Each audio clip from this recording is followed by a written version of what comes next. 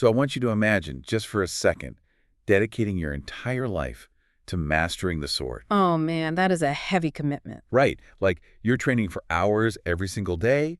You are perfecting your grip. You're memorizing all this incredibly complex footwork and, adopting these exact, highly specific defensive postures that were passed down by your revered instructors. Yeah, the classic traditional approach. You're doing everything by the book. Exactly. Everything by the book. Yeah. And then history's greatest undefeated samurai writes a manual and basically tells you that your weapon of choice, your fighting stance, and even like the literal place you're resting your eyes Are all just completely wrong. yeah, completely fundamentally wrong. I mean, it is a profound shock to the system. You're talking about Miyamoto Musashi here. And he isn't just offering a few helpful little tips in this section of his work. Not at all. He is systematically dismantling the entire martial arts establishment of 17th century Japan. It's wild to read.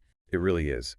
So welcome to this deep dive. You, our ultimate learner, have been on this really methodical journey with us through Musashi's legendary text, The Book of Five Rings. And today, we are crossing a massive threshold. We really are. We are finally stepping into the fourth section, which is the Wind Book. Yes, the Wind Book. And to understand why Musashi is being so incredibly critical here, we have to look back at the progression we've taken to get to this point, right? Exactly, because the progression is just, it's flawless. Think about the path Musashi has laid out for you. Right, we started with the ground book. Which was entirely about building a foundation, embracing this ruthless pragmatism. Building the base. And then we moved into the water book, which was all about teaching the necessity of adaptability and fluidity. Yeah, being able to change shape. And next was the fire book, which basically drops us into the intense, totally chaotic reality of execution and actual battle. The heat of the moment. Exactly. And now we reach wind, which is, it's entirely dedicated to understanding others and to critique. Okay, let's unpack this for a second, because when you say wind, it doesn't really sound like it means critique. I mean, usually when you hear wind in a martial arts context, you think of like moving like a breeze or being invisible. Yeah, like some elusive ninja footwork or something. Right. So how does wind translate to just tearing down rival schools? So it requires a bit of historical and, linguistic context. In the terminology of his era, wind actually translates to traditions or styles. Oh, okay. So he's talking about the winds of other schools. Precisely. He is specifically referring to the old traditions, the present-day traditions, and the family traditions of other schools of strategy. And Musashi explicitly states right at the beginning of this book that it is incredibly difficult to know yourself if you do not know others. So self-knowledge essentially requires external observation. That's it exactly. If the previous books were like a mirror focused inward on your own mechanics and your own mindset, the Wind book takes that exact same mirror and just angles it outward. That makes so much sense. Yeah, Musashi writes this absolutely devastating critique because he wants to show how perspective and bias and misunderstanding totally compromise a person's strategy. Because if you don't understand the flaws in how your opponent has been trained, you can't fully exploit them. Right. You have to know what they're relying on so you can take it away. And he really doesn't pull any punches here.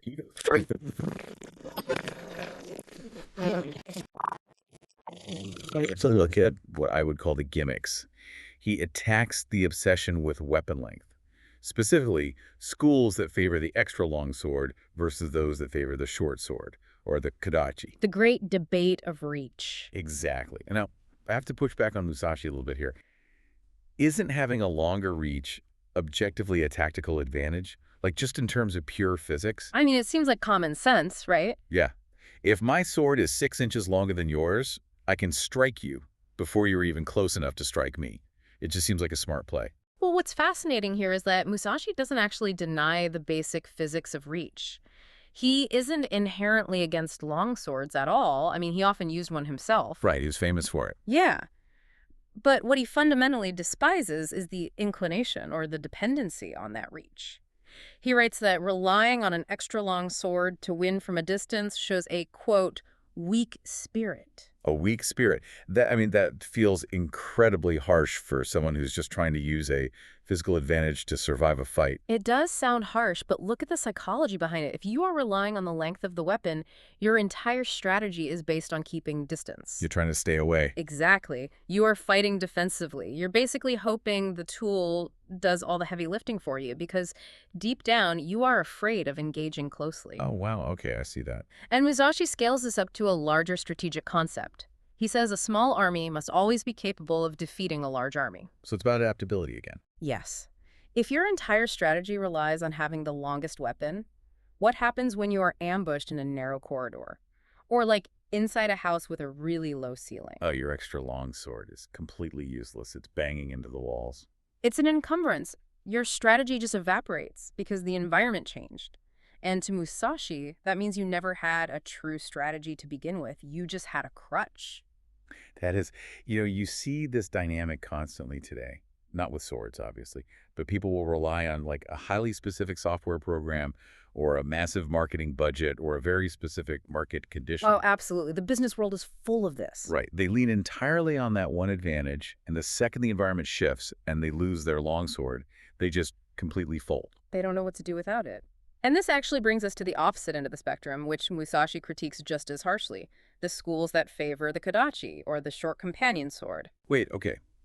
If relying on a longsword out of a fear of getting close shows a weak spirit, shouldn't Musashi respect the warrior who intentionally uses a short sword? You would think so. I mean, they are actively choosing to get in close. That takes guts. It does, but Musashi sees the exact same root problem here, fear and a total lack of true initiative. So, Well, schools that taught the short sword often trained the fighter to stay just out of range, right?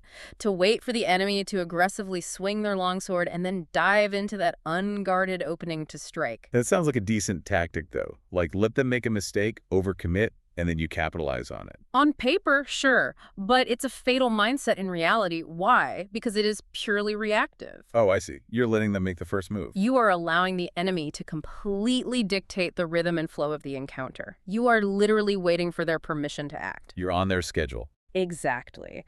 Furthermore, Musashi points out a glaring physical flaw in this logic. Diving inside an opponent's guard and tangling them up, that might work perfectly in a formalized duel against a single person. Right, one-on-one. But what if you are facing multiple attackers? That defensive waiting strategy fails catastrophically. You end up just parrying and retreating and eventually getting swarmed. Because you never took control. Right. True strategy, Musashi argues, is about chasing the enemy around and forcing them to obey your spirit. You do not wait for an opening. You create it. Okay, that establishes a really clear through line. Whether it's a long sword or a short sword, relying on the weapon's dimensions is really just a mask for a defensive, fearful mindset. Exactly. It's the mind, not the metal. But if relying on the tools of physical crutch, Musashi sees an even deeper psychological crutch in how people hold their own bodies, doesn't he? He absolutely does. And this is where he goes after the human body. Which brings us to his critique of strength and fighting stances. He says you shouldn't focus on cutting strongly. But again, I struggle with the biomechanics of this. It's super counterintuitive. It is. Because if I am in a literal life or death duel, how can swinging with maximum force possibly be a bad thing? You want to hit them as hard as you can. Well, it comes down to how the human body actually generates power versus how we, think it generates power. Musashi argues that focusing on strength makes your technique coarse and clumsy. Because you're forcing it. Yes. If your conscious mind is completely fixated on how hard you were swinging, you naturally tense your muscles. Which, to be fair, feels powerful to the person doing it. Oh, it feels incredibly powerful. But biomechanically, it's a disaster. When you tense up to swing hard, your antagonist muscles are actually fighting your agonist muscles. You're literally fighting your own body. Exactly. Your blade path becomes wide, it gets slow, and it becomes totally predictable. Musashi says you shouldn't think of cutting strongly, and you shouldn't think of cutting weakly either. So what are you supposed to think about? Your sole intent must simply be on killing the opponent. That's it. This reminds me perfectly of a tennis player. Oh, I love this analogy. Go ahead. Well, if a beginner tries to hit a massive serve purely with arm strength, right? They tense up, they muscle the racket, and the ball usually just hits the net with barely any speed. They're trying too hard to be strong. Exactly. But a professional doesn't try to muscle the ball at all. They stay incredibly relaxed, letting the kinetic chain flow from their legs through their hips and into this fluid whip of the arm. The intent to put the ball in the box creates the perfect, devastating mechanic. That is a phenomenal analogy. The tension of trying to be strong ruins that kinetic flow. And Musashi also points out that if you rely on brute strength, when your sword actually clashes with the enemy's sword, you will inevitably strike too hard. Oh, so you'll overswing. Yes, your own weapon will be carried completely out of position by its own momentum, and it leaves you wide open. So in Musashi's strategy, the whole concept of the strongest hand wins is just meaningless. Here's where it gets really interesting, though. He takes this whole biomechanical critique, and he applies it to one of the most sacred cows in all of martial arts. Oh boy, the fighting stance. The fighting stance, or as the text calls them, attitudes. Musashi essentially tells his readers that fixed fighting stances are utterly useless. It is a radical, radical dismantling of tradition. Mhm. I mean, most schools placed massive importance on highly specific, rigid attitudes of the longsword. Like upper, middle, lower, left, right. Exactly. And they drilled these endlessly. But Musashi argues that attitudes belong in castles and garrisons, not in a fluid living duel. Okay, what does he mean by that? Castles and garrisons. He means situations where you are absolutely not to be moved. A stance is inherently a defensive posture. We're bracing yourself. Yeah, it is the physical manifestation of that exact same psychological trap of fear we discussed with the weapons. You adopt a stance because you are preparing to receive an attack. It makes you feel grounded. It makes you feel safe. But safety is an illusion in combat. Precisely. Musashi uses this incredibly vivid analogy in the text. He says that bearing an attack well with a strong, rigid attitude is like building a wall of spears and halberds. Well, that sounds like an amazing defense, a literal fortress. It does sound great. But true strategy, Musashi writes, requires the spirit of pulling the stakes out of your own defensive wall and using them as weapons to strike. Oh, wow. So you dismantle your own defense to go on the offense. Yes. If you are locked in a rigid stance, just waiting to parry an incoming blow, you have already surrendered the initiative. You are losing the psychological battle. You must constantly be taking the lead, irritating the enemy, throwing them into confusion. I really want you, the listener, to absorb that concept. Think about this in your own life or your career. It applies everywhere. It really does. How often do we adopt a stance just because it feels safe? Like imagine a middle manager hiding behind rigid company policies. That's their stance, right? Right. Because they are terrified of making a dynamic, fluid decision. They build a wall of rules to protect themselves from risk. Exactly. But in doing so, they completely surrender all initiative. They can never lead. They can only react to what happens to them. And if we connect this to the bigger picture, Musashi is stripping away everything a beginner holds onto for comfort here. He's taking away all their toys. He is. No extra long weapon to keep you safe from a distance. No short weapon to hide behind while waiting for an opening. No brute strength to overpower your opponent. And no rigid stances to make you feel grounded. Which leaves a pretty glaring question. Let's hear it. If I can't do any of those things, how on earth am I actually supposed to physically move and look at my opponent? I mean, it feels like cognitive freefall. And that free fall is exactly where Musashi wants you because it forces you to rely on true perception. Okay, so how do we perceive? Well, this brings us to his rules for the body, starting with the eyes. Just as he marked the stances, he completely mocks the visual traditions of other schools. Some teach their students to fix their gaze intensely on the opponent's sword. Makes sense. That's what's going to kill you. Others say to stare at the hands or the face or the feet. He compares this to playing football, which I just love. It's such a relatable example. He writes, "Footballers do not fix their eyes on the ball, but by good play on the field, they can perform well." It's so deeply practical because if you stare exclusively at the ball, you completely miss the rest of the field. You don't see the defenders coming at you. This is the critical distinction Musashi makes between sight and perception. Sight versus perception. Walk us through that. So sight is looking at the hyper-specific details, the angle of the blade, the twitch of a foot, the hands. Sight is weak because it causes cognitive overload. If you fixate your eyes on one moving detail, your spirit becomes confused and your entire strategy is thwarted. It's tunnel vision. Exactly. It's like driving down the highway at 70 miles an hour and staring intensely at the license plate of the car 3 feet in front of you. You are guaranteed to crash. 100%. You have to maintain a soft gaze on the horizon, right? taking in the brake lights, the pedestrians, the flow of traffic all at once through your peripheral vision. Exactly. Perception is seeing the big picture. Perception is strong. Musashi says you must gaze at the opponent's heart or their spirit. You take in their entire state of being without locking your focal point on any one thing. It's a holistic view. Yes, and this philosophy extends directly to his critique of how people move their feet.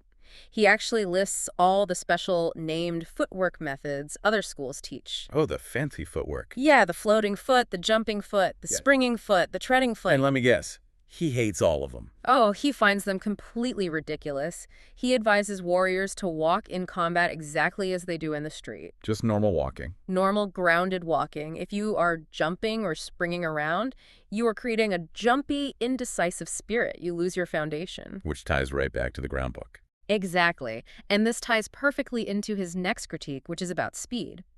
Musashi asserts that what people call speed is almost always just an illusion of bad rhythm. Hold on. Speed is bad. In sports, in business, in combat, we're always taught that speed kills. It's the ultimate metric for most people. Right. Being faster than the other person is the ultimate advantage. How can he possibly argue against speed? Because of what rushing actually does to the human body and mind. Rushing causes micro-hesitations. When someone is trying desperately to move fast, they look busy. They look frantic. Exactly. Their spirit is frantic. Musashi uses this brilliant analogy of master musicians. Think about it.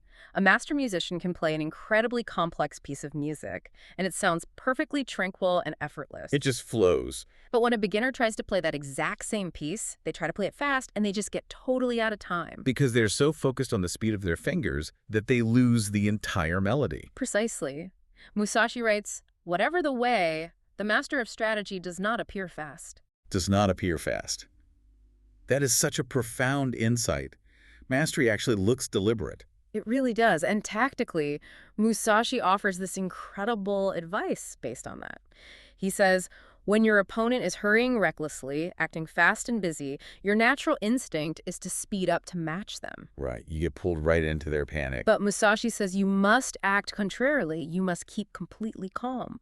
By staying deliberate and maintaining your own perfect rhythm, you completely destroy the frantic rhythm of your opponent. Oh, that's brilliant. You don't beat speed with more speed, you beat speed with timing. So what does this all mean?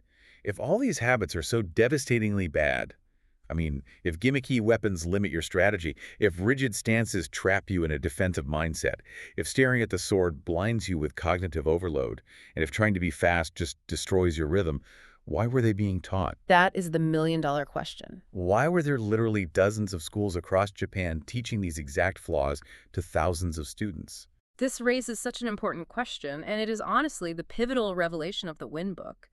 Musashi looks at the martial arts landscape of his time, and he doesn't see a pursuit of truth. He sees a business. Ah, them money. He doesn't hold back at all in his critique of the commercialization of knowledge. He's basically calling out the 17th century equivalent of McDojos, right? Exactly. Martial arts schools designed to generate revenue rather than competent fighters. That's exactly what they were. He delves into how these schools purposely divide their teachings just to keep students paying. They create this completely artificial hierarchy. Like beginner, intermediate, advanced. Yes, they teach the gate, which are the surface beginner Yeah. techniques, the basic stances, the flashy sword flourishes, and then they promise the student that if they stay long enough and pledge loyalty and pay enough fees, they will eventually be allowed to learn the interior. The secret stuff. Right, the deep, secret, advanced techniques that will supposedly make them invincible. So they are artificially complicating the learning process purely to sell it as a premium product. Yes. They are monetizing the human desire to feel special and to possess hidden knowledge. You hit the nail on the head. Musashi writes that these schools, quote, make accomplishments their means of livelihood, growing flowers and decoratively coloring articles in order to sell them. Decoratively coloring articles, that's such a great burn. It is. He finds the entire concept of secret interior techniques utterly absurd for actual life or death combat. Think about it. In a duel where someone is actively trying to take your life, there is no cutting with the interior. There's only cutting. Exactly, there's only cutting. There's a line in the text that perfectly captures this absurdity. He writes, if you go into the mountains and decide to go deeper and yet deeper, instead you will emerge at the gate. I think that might be the most philosophically profound statement in the entire Win book. It's beautiful. Uh, What does it mean to you? He is saying that mastery is not found by hunting for deeper and deeper esoteric secrets.